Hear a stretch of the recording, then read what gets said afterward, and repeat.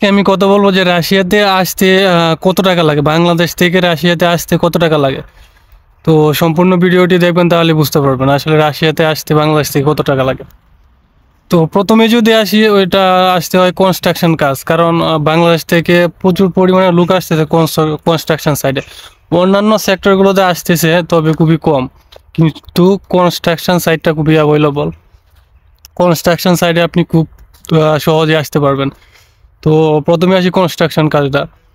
তো কনস্ট্রাকশন কাজে যদি আপনি আসতে চান, সেক্ষেত্রে আপনার নির্ভর করবে আপনি যদি আসেন বাংলাদেশ থেকে বা যারা আসতেছে, তো ওইটা নির্ভর করে আসলে আপনি কীরকম লুক ধরছেন, কারে ধরে আপনি ওইখানে আসতে রাশিয়া আসবেন, এরকম একটা ইয়ার উপর।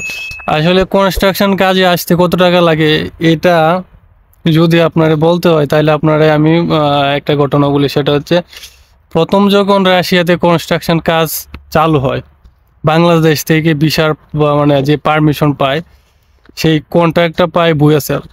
বুয়েসেল যখন রাশিয়াতে লোক আসার মতো কন্ট্রাক্ট পায়, তখন বুয়েসেলে একটা সার্কুলার দেয়। সার্কুলারটা ছিল এরকম যে এখানে কিছু বিভিন্ন সেক্টরে, কনস্ট্রাকশন সাইটে বিভিন্ন সেক্টরে লোক নিয়ে আসবে। তো এটা ছিল সম্পূর্ণ সরকারি, খরচ হইতো মাত্র 60,000 টাকা। মানে আপনি 60,000 টাকা দিয়ে রাশিয়াতে আসতে পারতেছেন এরকম। তো তারপর দেখা যায় বুয়েসেলের উপর একটা চাপ পড়ে যাইতেছে। তারপর ওরা করে কি, বুয়েসেল বিভিন্ন এজেন্সিগুলোরে ওরা দিয়ে দেয়। এজেন্সিগুলোকে দিয়ে দেওয়ার পর এজেন্সিগুলো ধরেন বুয়েসেল থেকে একটা ডিমান্ড নিয়ে এজেন্সিগুলো নিয়ে নেয়। তারপর এজেন্সিগুলো কি করে, ওই আরও ডিমান্ড বৃদ্ধি করে পাবলিক নিয়ে আসে। তখন এখানে যে একটা এজেন্সির একটা অ্যাসিস্ট্যান্ট থাকে, বা এজেন্সির বিভিন্ন জেলায় বিভিন্ন অ্যাসিস্ট্যান্ট থাকে আর কি, যারা ওই লোক সংগ্রহ করে দেয়। তো এখন ধরেন বুয়েসেলের যে পিওর যে রেট, অ্যাকচুয়াল যে রেটটা, এটা ছিল একরকম। এজেন্সি আইসা রেটটা আরেকটু বাড়াইছে। তারপরে এজেন্সি থেকে যখন অ্যাসিস্ট্যান্টের কাছে যায়, মেইন যে অ্যাসিস্ট্যান্ট, প্রতিটা এজেন্সির একটা অ্যাসিস্ট্যান্ট থাকে, তারা রেটটা আরেকটু বাড়ায়। তো আমরা যারা আসি সাধারণ পাবলিক, তারা ওই অ্যাসিস্ট্যান্টের লেঙ্গুর ধরে আসি। তো অ্যাসিস্ট্যান্ট করে কি রেটটা আরেকটু বাড়ায় দেয়, মানে আরেকটু কমিশন খায়া দেয়। তো প্রবলেম হচ্ছে, আপনি যদি এজেন্সির অ্যাসিস্ট্যান্ট ধরেও আসতে পারেন, তাহলে আপনি রেটটা মোটামুটি চলার মতো, মানে কিছু কাইবই, যে নিয়ে আসুক কিছু কাইবো। তো মোটামুটি লেভেলে থাকে, মানে পাসের মধ্যে থাকে। যদি আপনি অ্যাসিস্ট্যান্ট ধরে আসেন, একটা এজেন্সির অ্যাসিস্ট্যান্ট ধরে আসতে পারেন, আপনার রেটটা না 5 বা 5.5, মানে কনস্ট্রাকশন কাজের যে অ্যাকচুয়াল রেটটা, এটা 5, 5.5, এর উপরে না। কিন্তু আমরা করি কি, ওই যে অ্যাসিস্ট্যান্টের লেঙ্গুর ধরি, বা অ্যাসিস্ট্যান্টের দইরে ধরেন একজন লোক গেল, হ্যাঁ লেঙ্গুর ধরছি, দইরে হ্যাঁ কি করে 5.5 থেকে নিয়ে আর 6 বানা, 6 বা 6.5 বানা। হ্যাঁ আবার 50 সন্তুষ্ট না, হ্যাঁ আবার 1 লাখ লাগবো, হ্যাঁ না বানায় 6.5। তো বানায় এটা নিয়ে 7, বা আরও যদি লেঙ্গুর ধরে তাইলে এবার 7-8 পর্যন্ত নেই। তো আমি আপনাদেরকে সাজেস্ট করব, যদি রাশিয়াতে কনস্ট্রাকশন কাজে আসতে চান, কনস্ট্রাকশন কাজ মানে এত সহজ না। বাস আছে, চায়না কোম্পানি, মনে রাখবেন, যারা চায়না কোম্পানিতে কাজ করছে, তারা বেতন 1.5 লাখ টাকাও যদি শুনে, সেক্ষেত্রে তারা একটু ভয় পাবে যে এটা চায়না কোম্পানি। তো আপনাদের জন্য আমার সাজেশন থাকবে এটাই, আপনারা যদি রাশিয়াতে কনস্ট্রাকশন কাজে আসতে চান, অন্যান্য সেক্টরগুলো পরে বলবো, আগে কনস্ট্রাকশনেরটা শেষ করি, ওইটাতে প্রচুর লোক আসতেছে। তো আপনি যদি কনস্ট্রাকশন কাজে আসতে চান, তো আপনি বাংলাদেশের কোন এজেন্সিগুলো দেখবেন, হাতে গোনা 3-4টা এজেন্সি আছে। এজেন্সিগুলোর নাম আমি পরে বলবো, আজকে বলবো না। আবার আজকে যদি বলি, তাহলে মনে করবেন যে এজেন্সির সাথে আমি কন্ট্যাক্ট করছি। না, আমি এজেন্সির নাম বললেই সমস্যা। আপনারা একটা এজেন্সি চয়েস করবেন, যে এজেন্সি থেকে অ্যাভেলেবেল লোক পাঠাইতেছে।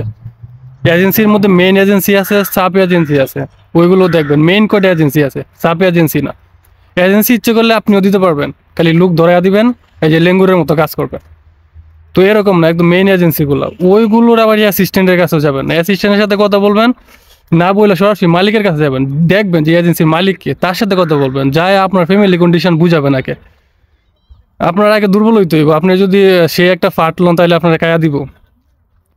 তো আপনার আগে বুঝাইতে হইব যে আমার ফ্যামিলি কন্ডিশন এন তেন, বকর চকর, আমার বাইরে যাইতে হইব, আর বাইরে না গেলে আমার বউয়ে জায়গা যায় না বাসায়, এরকম একটা কিছু বুঝাইতে হইব। বুঝাই আপনি মেইন মালিকের কাছে যাবেন, তাহলে আশা করি আপনি 5 থেকে 5.5-এর মধ্যে রাশি আসতে পারবেন। তবে তার বৃদ্ধি যদি হয় সেক্ষেত্রে আপনার মানে যে লেঙ্গুর ধরে যাইতেছেন এই কারণে বাড়তেছে। নইলে এটা বুয়েসেলের প্রথম ছিল মাত্র 60,000 টাকা দিয়ে আসতে পারছেন, এটা বাড়তে বাড়তে কোন পর্যায়ে গেছে। বা অন্যান্য কোম্পানিতে রাশিয়াতে যারা মূলত আসে তাদের সাথে আমি কথা বলছি, তাদেরকে যারা নিয়ে আসে তারা কোম্পানি থেকে তাদের প্লেনের 12টা পর্যন্ত দিয়ে একদম ফ্রিতে নিয়ে আসে, কিন্তু এটার ডিমান্ড বাড়াইতে বাড়াইতে এমন পর্যায়ে নিছে, বুঝছেন। তারপর হচ্ছে এখান থেকে আবার অনেকে চিন্তা ভাবনা করে যে আমি ইউরোপে যাব, অনেকেরই থাকে যে ইউরোপে আপনি যাইতে পারছে অনেক, কীভাবে যাই জানি না। আবার অনেকে চিন্তা করে যে আমি যদি পাসপোর্টটা নিতে পারি এখানে আসার পর আবার কোম্পানি পাসপোর্ট নিয়ে নেয়, এটাই হচ্ছে প্রবলেম। আবার ওরা কি করে, তাহলে পাসপোর্টটা যদি নিতে পারে নিয়ে মস্কোতে চলে আসে, মস্কোতে যদি আইসা অন্য কোনো কোম্পানিতে যদি জয়েন দিতে পারে সেক্ষেত্রে আপনার ইউরোপের টাকা কামাইতে পারে। মানে যেই মস্কোর যেই ইয়াগুলা কোম্পানিগুলো এগুলো আবার যে কনস্ট্রাকশন কাজ খুবই হার্ড, বিল্ডিংয়ের কাজ আছে, অনেক কাজ আছে।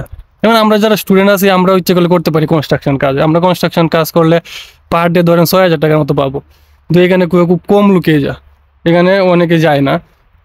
রড টানা এইগুলা করে, এইগুলা ঠান্ডার মধ্যে কেনা যায়, রড টানতো কান্দের মধ্যে লইয়া 12 ঘন্টা রড টানবো, 12 ঘন্টা না, এখানে আবার কাজ টাইমটা কম, 8 ঘন্টা 9 ঘন্টা এরকম কাজ করতে হয়।